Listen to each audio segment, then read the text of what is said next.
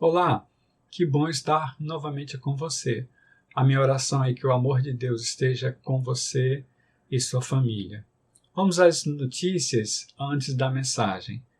Nós não teremos a nossa sala de reflexão amanhã, como já temos combinado, mas na próxima quinta-feira nós teremos nossa reunião de oração e estudo bíblico, normalmente às 20 horas, online. Então você pode entrar em contato com Cláudia ou com Márcia no grupo da igreja mesmo e procurar saber como pode participar. Da mesma forma, o culto jovem no sábado às 19 horas. E no domingo nós teremos a nossa classe de casais às 10h20 da manhã, próximo domingo. Então você pode entrar em contato comigo que eu lhe direi como você pode participar também. Aniversariantes. Essa semana estão aniversariando no dia 22, Felipe, e no dia 25, a Irmã Maria da Paz. 22, Felipe, e 25, a Irmã Maria da Paz. A minha oração é que o Senhor esteja abençoando vocês com todo amor, paz e misericórdia. Que o Senhor esteja dando discernimento, sabedoria, ministrando saúde para a honra e glória dele. Parabéns, Felipe, parabéns, Maria da Paz. Que o Senhor os abençoe. Enfim, estamos falando sobre amor, discipulado, santificação, descanso no Senhor. Então, nas últimas semanas, eu trouxe sobre testando o essencial, no dia 28. No dia 7 de março, eu trouxe sofrimento e graça diante da opressão, a história da gravidez de Anne, como ela confiou no Senhor e o seu cântico diante de Deus. Na semana passada, eu trouxe diante da imagem do religioso, decisão e contradição. Vimos que o Evangelho é alvo de contradição desde o princípio, baseado em Mateus capítulo 10, nos versos 34 a 36. Vimos que Jesus Cristo, já nos braços de Simeão, foi tido como aquele que ia causar queda e soerguimento e ser um sinal de contradição. Vimos dentro do texto também que a missão revela esta contradição. Quando Jesus Cristo diz, basta ao discípulo ser como seu mestre e ao servo como seu senhor. A espada é comportamento que divide, revelando as intenções do coração. E percebemos que o amor revela quem é quem. Hoje, nós vamos ver as crenças embaçam a visão restaurada. Marcos capítulo 8, nos versos 22 a 26. As crenças embaçam a visão restaurada. Teremos duas partes da mesma forma que eu tenho trazido. Teremos uma introdução, agora pela manhã, e mais tarde, às 17 horas, estaremos online pelo nosso canal do Facebook. E a minha oração é que você participe online, porque você já sabe, estaremos com as portas fechadas por causa do decreto. Mas também apoiado pelo decreto, ou apoiados pelo decreto, estaremos eu e a equipe de louvor trabalhando juntamente com a técnica para que você assista ao vivo nossa live mais tarde, às 17 horas. Então, Marcos capítulo 8, nos versos 22 a 26. Eles foram para Betsaida e algumas pessoas trouxeram um cego a Jesus, suplicando-lhe que tocasse nele. Ele tomou o cego pela mão e o levou para fora do povoado. Depois de cuspir nos olhos do homem e impor-lhe as mãos, Jesus perguntou: Você está vendo alguma coisa? Ele levantou os olhos e disse: Vejo pessoas. Elas parecem árvores andando. Mais uma vez, Jesus colocou as mãos sobre os olhos do homem.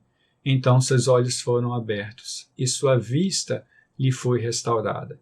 E ele via tudo claramente. Jesus mandou-o para casa dizendo: Não entre no povoado. Nós tivemos uma semana muito difícil a última semana. Infelizmente, por alguns motivos em relação à Covid-19, nós perdemos o pastor José Pires. E foi uma grande perda para Betânia.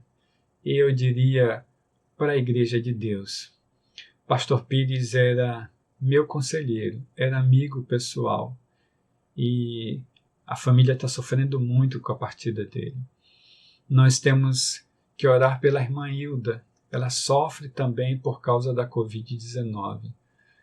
E essa doença está chegando cada vez mais perto de nós.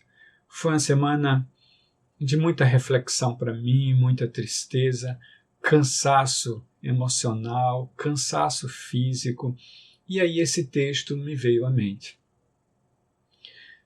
Trabalhando o que eu tenho trabalhado já com vocês, eu quero ampliar um pouco a vida do discípulo. E aí o que eu percebo nesse texto? Percebo que aquele homem viu alguma coisa, mas que sua visão ainda não era nítida. Mais tarde nós vamos ampliar um pouco mais isso.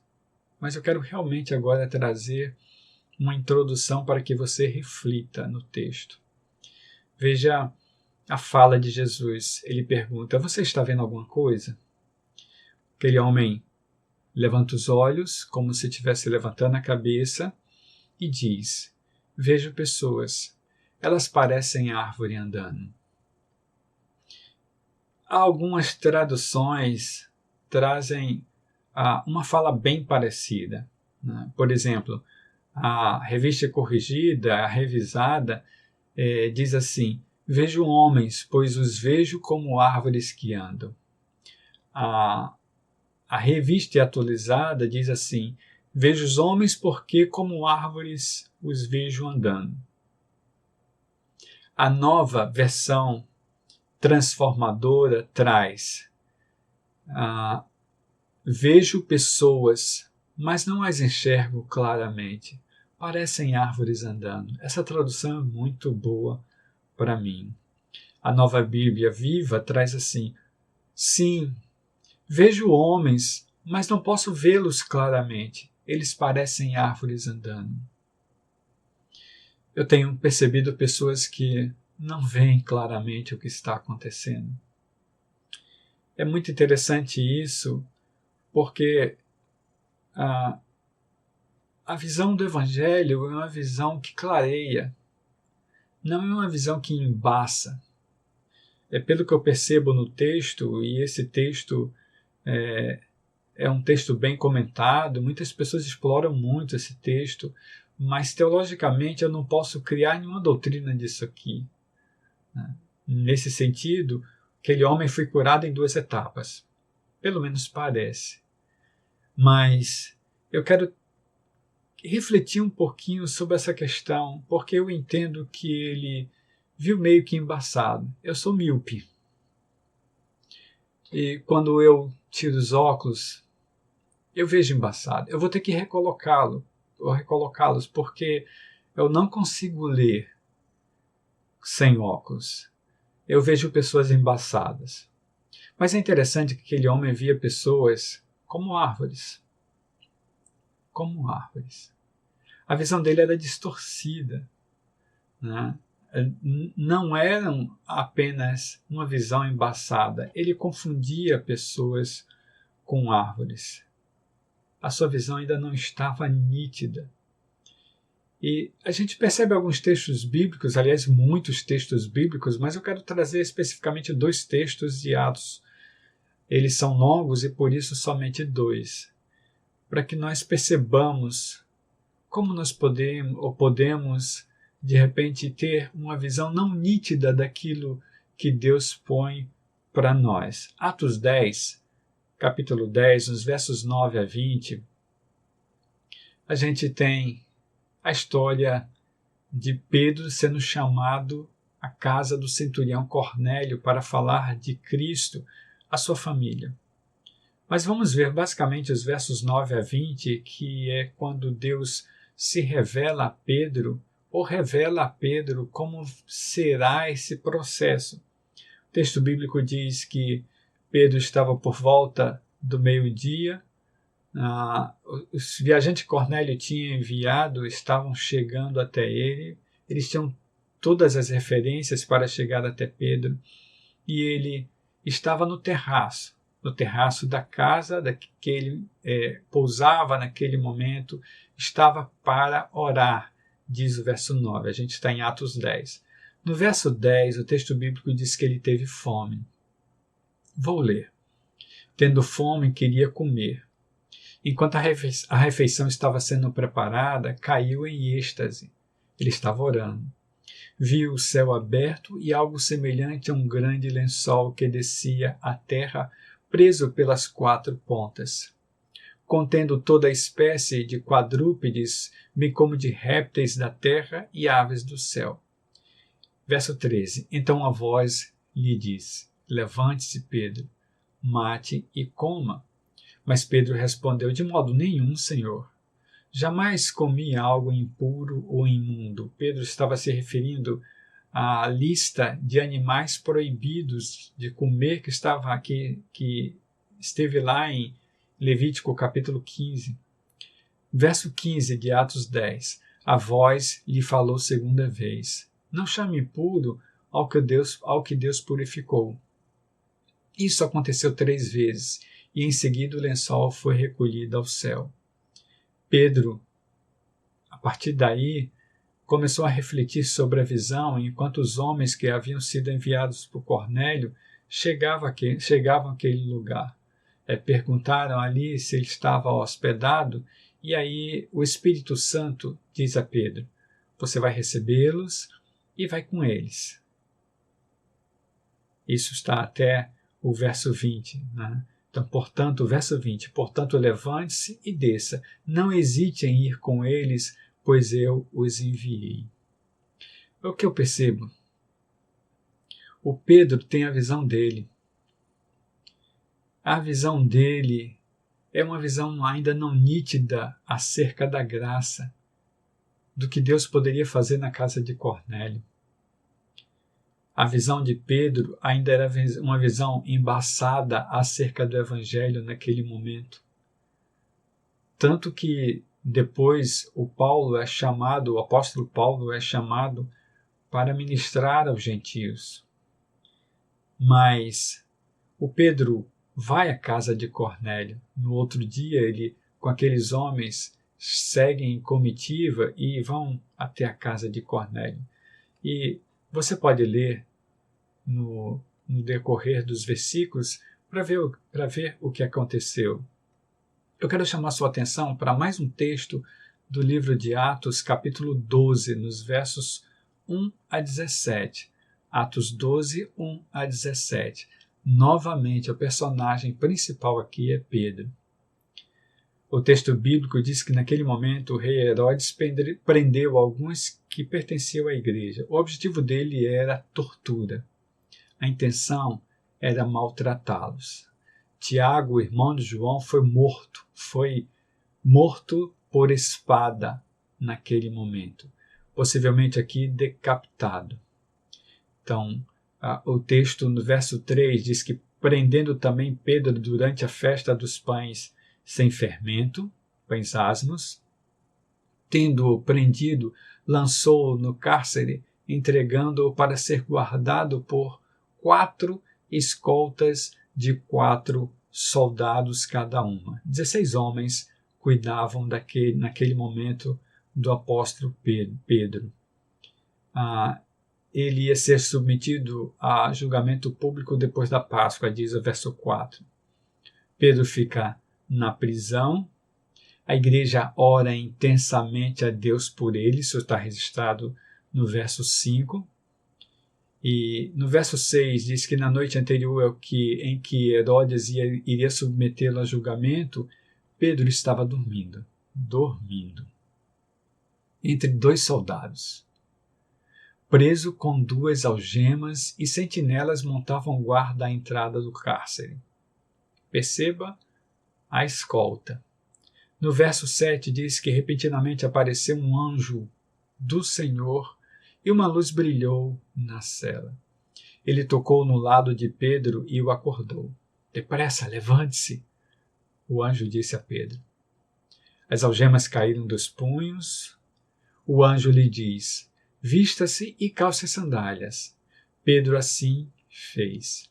Disse-lhe ainda o anjo: põe a capa e siga-me. Pedro saiu com o anjo. Veja o que registra o verso 9. Ele não sabia que era real o que estava acontecendo. Não sabia que era real. Tudo lhe parecia uma visão, talvez um sonho. Eles passaram, no verso 10, passaram a primeira e a segunda guarda, chegaram até o portão de ferro que dava para a cidade. Esse portão se abriu por si mesmo, e aí eles passaram. Saíram e caminharam ao longo de uma rua, e de repente o anjo deixou Pedro. No verso 11 registra que Pedro caiu em si e disse: agora sei sem nenhuma dúvida que o Senhor enviou o seu anjo e me libertou das mãos de Herodes e de tudo que o povo judeu esperava. Mas olha o que aconteceu logo a seguir.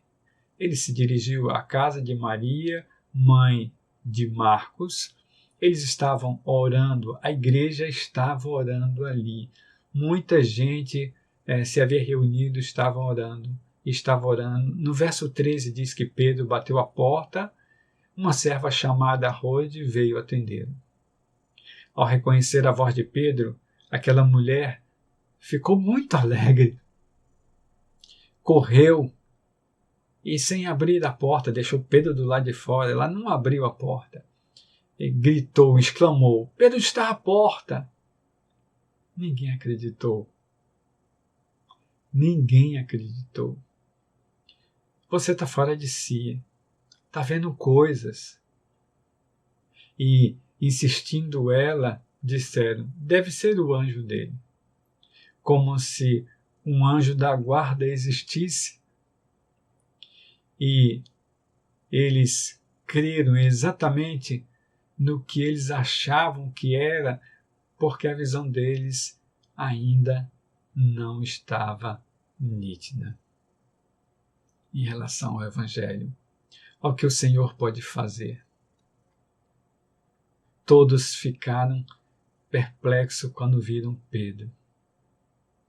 Está registrado no verso 16. Ele pede silêncio e conta o que aconteceu. O fato é que essas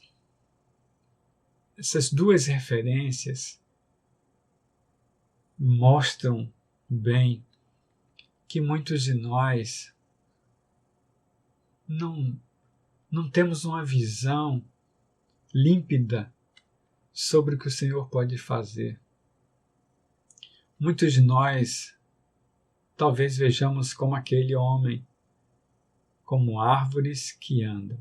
Estou vendo homens, mas são como árvores que andam. Não vejo bem. Não temos uma visão nítida daquilo que Deus pode fazer. Sabe por quê? Para mim, na realidade eu entendo que o que se vê dependendo das crenças que nós temos. Vou repetir. Muitos de nós temos a visão embaçada, talvez uma visão que não seja a visão do Evangelho, porque o que nós vemos dependendo das nossas crenças. O que se vê dependendo das crenças que se tem. Eu tenho pensado muito nesta semana sobre todo esse processo de pandemia, de sofrimento. Perdi meu primo, perdi muita gente querida ao meu redor, perdi pessoas que eu amava, pessoas da nossa igreja doentes, perdemos o pastor Pires. Mas muitos de nós não temos uma visão do que realmente o Evangelho pode fazer em nós, do que significa tudo isso. Tenho recebido mensagens E veja a fala de Jesus Cristo para aquele homem. Você vê alguma coisa? Como se tivesse questionando: o que você está vendo finalmente? Qual é o tipo de visão que você está tendo? E ele tem uma visão meio distorcida daquilo que ele está vendo. Eu vejo homens, mas espera aí, esses homens parecem árvores, mas árvores não andam, as árvores estão andando. É muito interessante isso. Tudo o que se vê dependendo das crenças que se tem. Tudo indica que aquele homem não era cego de nascença, porque ele ergue os olhos e vê pessoas. Eles sabem o que era pessoa. Ele sabe o que era árvore. Se ele sabe distinguir pessoas de árvore, ele já tinha uma noção de pelo menos o que era árvore, já que ele era uma pessoa. Nesse sentido, tudo indica que aquilo que ele tinha em mente foi o que ele falou. E é por isso que eu entendo que depende da crença. Vamos fazer um paralelo com o dia de hoje, ou com os dias de hoje.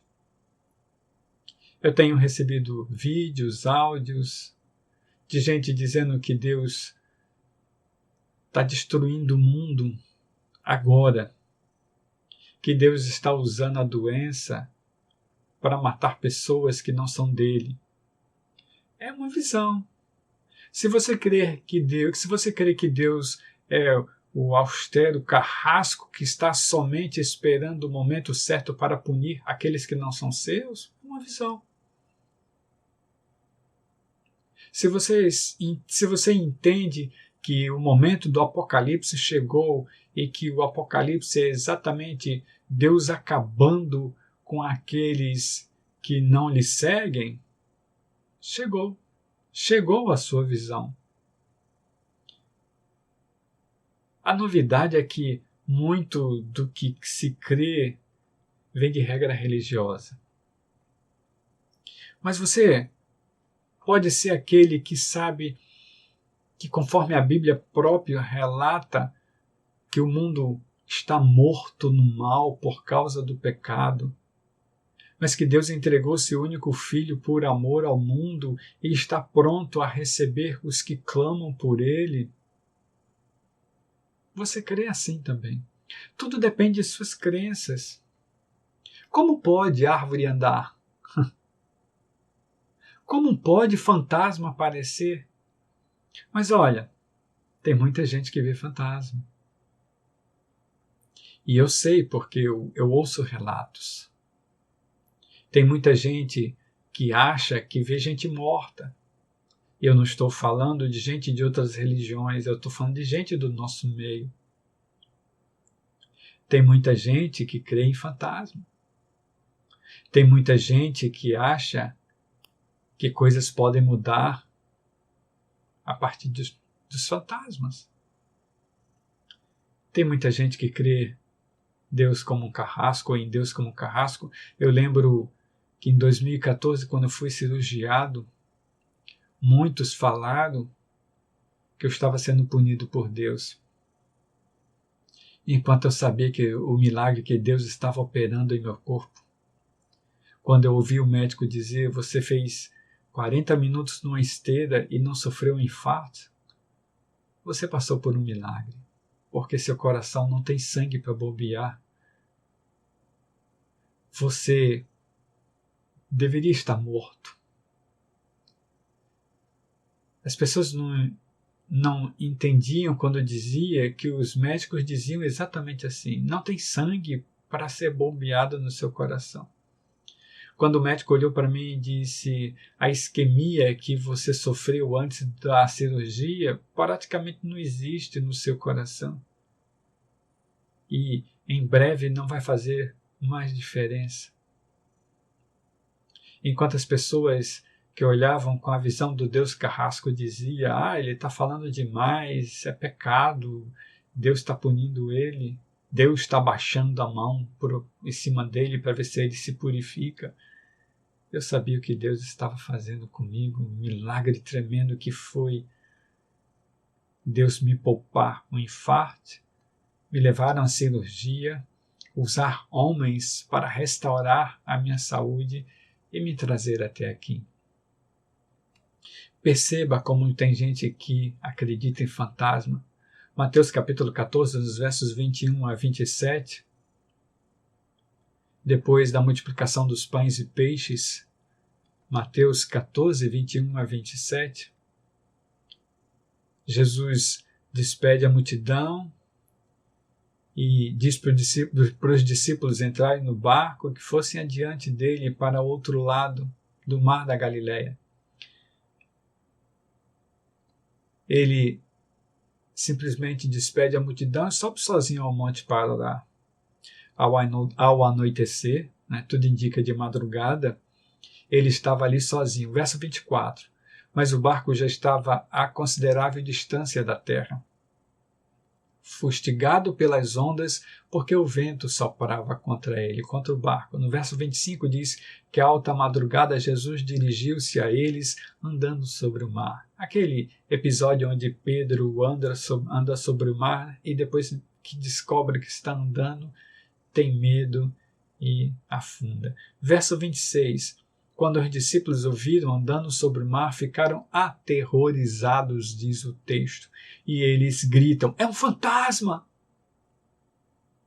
Gritaram de medo, registra o verso 26. Jesus imediatamente lhes corrige. Coragem, sou eu, não tenho medo. Não tenho medo. Vocês estão vendo fantasmas? Que história é essa? Sou eu. Muitos de nós percebemos fantasmas. Gente que em penumbra vê sombra. Gente que não consegue dormir amedrontado pela doença. Precisamos seguir todos os códigos de segurança.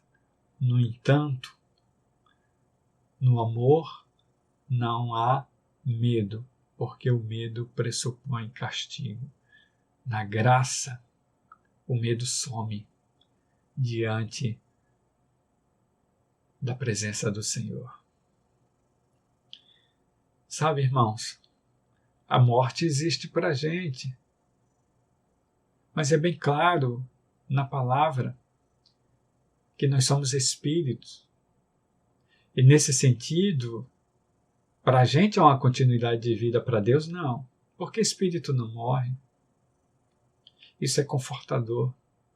Isso alimenta a alma de certa forma que dá para entender o amor de Deus por cada um de nós, por cada ser humano que sofre.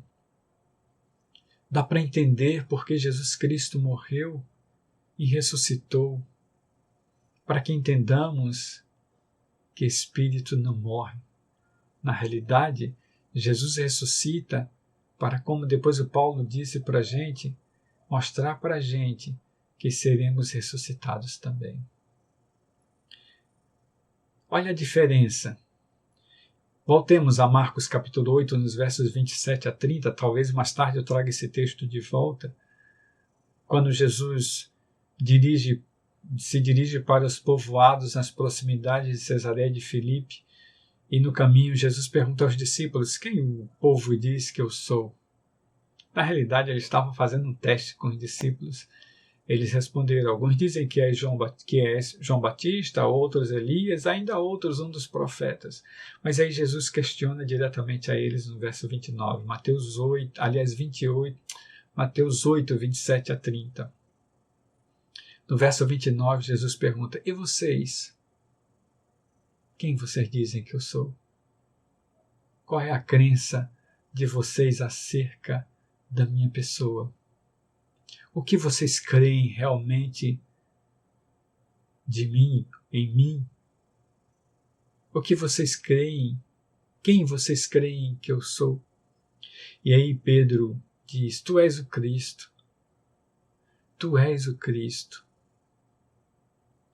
Jesus os advertiu que não falassem a ninguém a esse respeito, ou a seu respeito.